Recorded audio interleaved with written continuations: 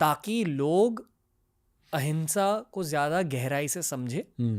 आपसे मैं ये पूछना चाहूँगा कि एट दिस पॉइंट 2025 में दुनिया में सबसे ब्रूटल चीज़ क्या है?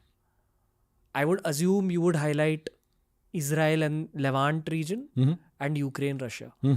तो टू बी मोर स्पेसिफिक आपसे ये पूछना चाहूँगा कि सबसे वायलेंट चीज़ अभी दुनिया में क्या है? इस समय दो मेजर युद्ध चल रहे हैं। एक तो काफ़ी पुराना हो गया, 2022 में शुरू हुआ, जो यूक्रेन रशिया वाला कॉन्फ्लिक्ट है वो काफ़ी ब्रूटल है, क्योंकि ये ज़्यादा बाउंड्रीज चेंज नहीं हो रहे हैं, बहुत ही slow war kind of frozen war वाला सिचुएशन है। लेकिन जहाँ पे जो कॉन्फ्लिक्ट जोन का जो बाउंड्री है वहाँ पर काफ़ी ब्रूटल वॉरफेयर हो रहा है और बहुत लो लेवल वॉरफेयर हो रहा है। ड्रोन्स ह्यूमंस को अटैक कर रहे हैं, ह्यूमंस के साथ हैंड टू हैंड कम्बैट कर रहे हैं, छुरियों से कम्बैट कर रहे हैं। बहुत ही ब्रूटल वॉरफेयर चल रहा है यूक्रेन और रशिया के बीच में। और दूसरा तो ये गाज़ा वाला सिचुएशन है। 2023 अक्टूबर 7 को हमास ने इजराइल पर बहुत भयानक एक टेररिस्ट अटैक किया और उसके रिटेलिएशन में इजराइल ने पूरा युद्ध छेड़ दिया हमास के साथ। उन्होंने हमास की धज्जियाँ उड़ा दी है एसेंशली। गाज़ा में बहुत ही बम्बार्डमेंट किया है। नॉर्थ में जो लेबनान देश है वहाँ के हिजबुल्ला भी इजराइल के सामने खड़े हो गए, तो उनको भी काफ़ी टारगेट किया इजराइल ने। और अभी रिसेंटली रेजिम चेंज हुआ है सीरिया में, असाद साहब मॉस्को चले गए और अब सीरिया में आइसिस का राज है, लेकिन आइसिस को रीपैकेज किया है, रीब्रांड किया है। तो और फिर इजराइल ने वहाँ से भी कुछ टेरिटरी लिए। तो ये एक दूसरा ब्रूटल कॉन्फ्लिक्ट चल रहा है। तो मेन जो दो ब्रूटल कॉन्फ्लिक्ट्स है, एक तो ये रशिया और यूक्रेन है, दूसरा इजराइल गाज़ा है। कहाँ से शुरू करें? आई फील इन दोनों को थोड़ा सा ब्रेक डाउन तो करना है, हाँ, पर ये भी हम थोड़ा सा पार्क कर देंगे। We'll enter each of them in detail. अब वापस ट्रम्प के बारे में बात करते हैं। ट्रम्प हाल ही में फिर से इलेक्ट हुए हैं एज प्रेसिडेंट, और जो अमेरिका के प्रेसिडेंट रहते हैं वो दुनिया भर के चीज़ों के लिए बहुत ज़्यादा इम्पॉर्टेंट होते हैं। उनके डिसीजंस दुनिया भर को थोड़ा बहुत अफेक्ट करते हैं। बिल्कुल। तो आपको क्या लगता है कि ट्रम्प क्या सोच रहे हैं इन दो कॉन्फ्लिक्ट्स के बारे में?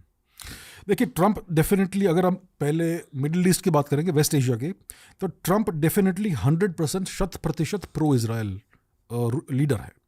तो वो डेफिनेटली इजराइल का राष्ट्रहित को प्रायोरिटाइज करेंगे और एवरीथिंग एल्स। तो इट इज़ एडवांटेज इजराइल। देखिए, हिस्टोरिकली क्या हुआ है कि यूएस में दो मेजर पार्टीज है, रिपब्लिकन्स और डेमोक्रेट्स। जब डेमोक्रेट्स पावर में होते हैं तो इजराइल थोड़ा सा अनसेफ फील करता है, क्योंकि डेमोक्रेट्स जनरली एंटी इजराइल होते हैं। फिर भी वो इजराइल का कोई डिस्ट्रक्शन नहीं करेंगे, लेकिन डेफिनेटली एंटी इजराइल होते हैं। अगर आप देखेंगे नेतन्याहू और ओबामा का रिलेशनशिप बहुत बुरा रिलेशनशिप था। Obama was very anti Netanyahu and anti Israel. लेकिन अब ट्रम्प आ गए पावर में और वो रिपब्लिकन है। तो इस समय आई थिंक नेक्स्ट जो अगले 4 वर्ष आने वाले, it will be very pro Israel policies from the US. तो यू कैन सी कि अगर आप देखेंगे तो इजराइल बहुत खुश होगा इससे। तो ट्रम्प का इजराइल के ऊपर इफेक्ट बहुत पॉजिटिव होने वाला है। जब हम दूसरे युद्ध की बात करते हैं, रशिया और यूक्रेन, तो ट्रम्प इस युद्ध को एंड करना चाहते हैं। वो इस युद्ध की समाप्ति चाहते हैं। और मोस्ट लाइकली क्या हो सकता है, अगर वो सक्सेसफुल हुए, तो कि कहीं ना कहीं यूक्रेन का पार्टीशन हो जाएगा। जितना टेरिटरी रशिया ने अब तक कब्जा किया है वो रशियन टेरिटरी बन जाएगा और एक लाइन ऑफ कंट्रोल बीच में आ जाएगा। जैसे भारत और पाकिस्तान के बीच में लाइन ऑफ कंट्रोल है और भारत और चीन के बीच में लाइन ऑफ एक्चुअल कंट्रोल है, वैसे यूक्रेन में भी एक पार्टीशन हो जाएगा और एक लाइन ऑफ कंट्रोल आ जाएगा। जो रशियन डोमिनेटेड टेरिटरीज है वो रशिया में आ जाएगी, दोनबास, लुहांस्क, वो सारा। तो ये चाहते हैं ट्रम्प, क्योंकि बहुत सारा पैसा यूएस का टैक्स पेयर का, करोड़ों डॉलर्स यूक्रेन के मदद में गया है और उससे कुछ फ़ायदा नहीं हुआ है यूएस का। ट्रम्प बहुत ट्रांजैक्शनल प्रेसिडेंट है, वो बिजनेसमैन रह चुके हैं, बहुत सक्सेसफुल। तो वो हमेशा प्रॉफिट और लॉस देखेंगे और उनके हिसाब से भाई यूक्रेन कॉन्फ्लिक्ट को प्रोलॉन्ग करना बिल्कुल भी प्रॉफिटेबल नहीं है। तो मोस्ट लाइकली वो इस कॉन्फ्लिक्ट को अंत करेंगे। अभी ट्रम्प की पॉलिसी चाइना के वीज़ावी कैसी रहेगी? Trump will be anti China.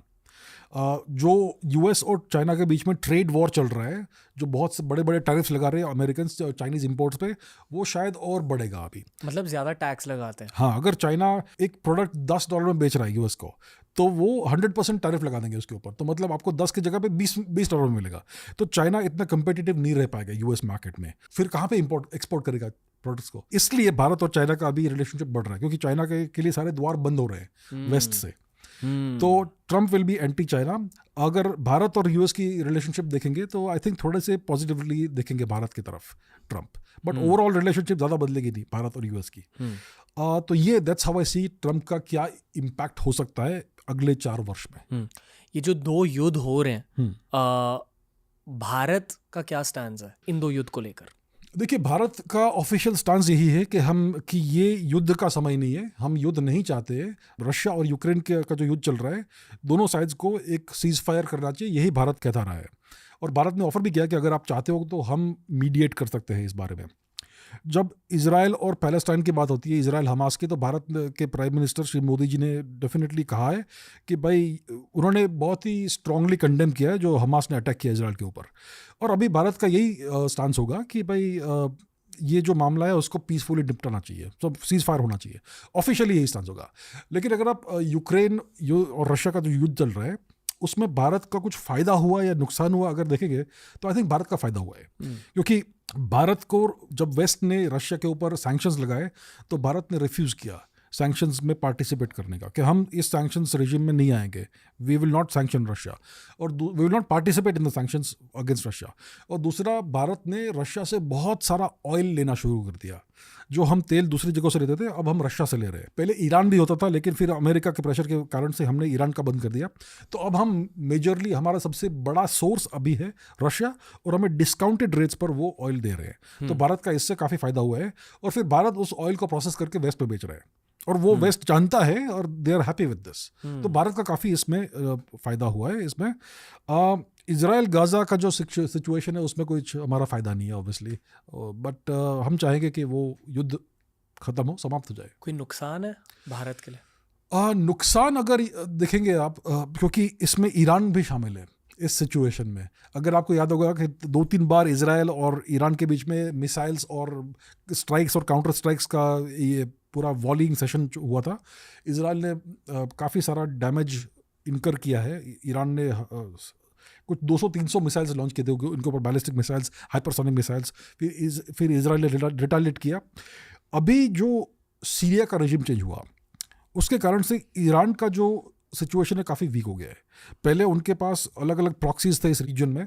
एक तो हमास था उनका प्रॉक्सी ईरान का, दूसरा हिजबुल्ला था। प्रॉक्सी मतलब आपके पपेट्स जो आपके लिए काम करते हैं दूसरी जगह पे, नॉट इन योर टेरिटरी, लेकिन दूसरी किसी और टेरिटरी में, आपके पैसे लेकर और आपका उनके साथ आइडियोलॉजिकली या रिलीजियसली काफ़ी कनेक्शन है, तो आप साथ में काम करोगे। तो ईरान के जो प्रॉक्सीज थे वो हिजबुल्ला था लेबनान में, हमास था जो गाज़ा रीजन में है, हुथीज यमन में, और इराक में भी काफ़ी उनके प्रॉक्सीज है, क्योंकि इराक इज़ मोर देन 50% शिया मोर और लेस।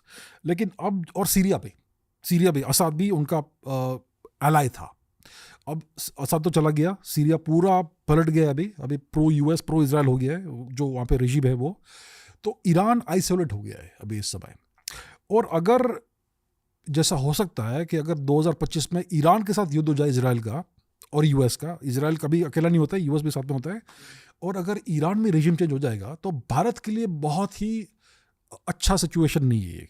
कि भारत के 2 और ईस्ट पाकिस्तान वेस्ट पाकिस्तान है जो यूएस अलाइज है, यूएस पपेट्स है, मैं बांग्लादेश की बात कर रहा हूँ। अगर ईरान भी वहाँ पे भी रेजिम चेंज हो जाएगा तो भारत का नेबरहुड बहुत ही हॉस्टाइल हो जाएगा। तो ये हमारे हित में नहीं होगा अगर ईरान का रेजिम चेंज हो जाए और प्रो यूएस गवर्नमेंट वहाँ पे आ जाए। हमारे गैंग में कौन है? हमारे गैंग में हम ही है। भारत के पक्ष में हमारे कुछ मित्र है, लेकिन हमारे गैंग मेंबर्स नहीं है। गैंग मेंबर्स मतलब अलायंस, लाइक फॉर्मल अलायंस।